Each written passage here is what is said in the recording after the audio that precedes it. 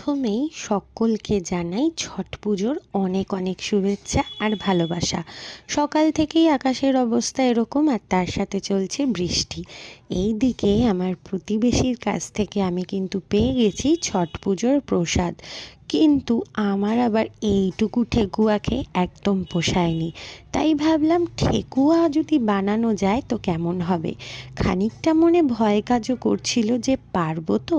তারপরে ভাবলাম বাঙালি যদি বাঁশ দিয়ে বুর্জ খলিফা বানাতে পারে তো আমিও ঠেকুয়া বানাতে পারবো।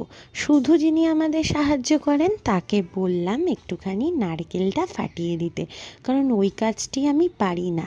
ব্যাস, তারপর আবার কি, 1 কাপ আটা, 1 কাপ ময়দা, হাফ কাপ সুজি, আর তার সাথে একটুখানি এলাচ গুঁড়ো, আর নিয়ে নিয়েছি নারকেল কোড়া আর ভাজা মৌরি, আর সামান্য পরিমাণে নুন দিয়ে নিয়েছি, আর পাউডার সুগার অ্যাড করেছি। ব্যাস, সব কিছু ভালোভাবে মিশিয়ে নিয়েছি, আর তারপরে অ্যাড করে দিয়েছি একটুখানি ঘি। ঘি দেওয়ার পর সব কিছু ভালোভাবে মিশিয়ে নিয়ে যদি এরকমভাবে একটু মণ্ড মতো পেকে থাকে তাহলে বুঝতে হবে যে আপনার মাখাটা কিন্তু একদম পারফেক্ট হয়েছে।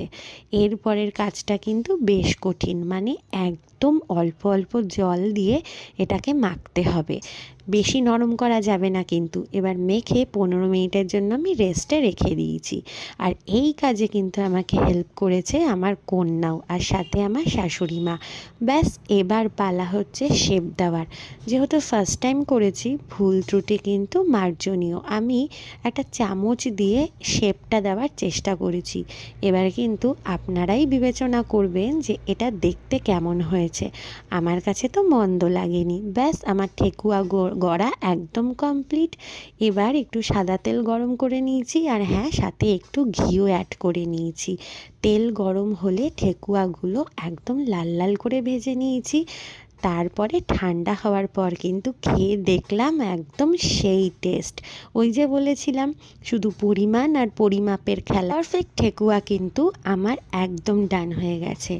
এবার কিন্তু তোমাদের জানানোর পালা যে ভিডিওটা তোমাদের কেমন লাগলো। তো চলো, দেখা হচ্ছে আবার নেক্সট ভিডিও।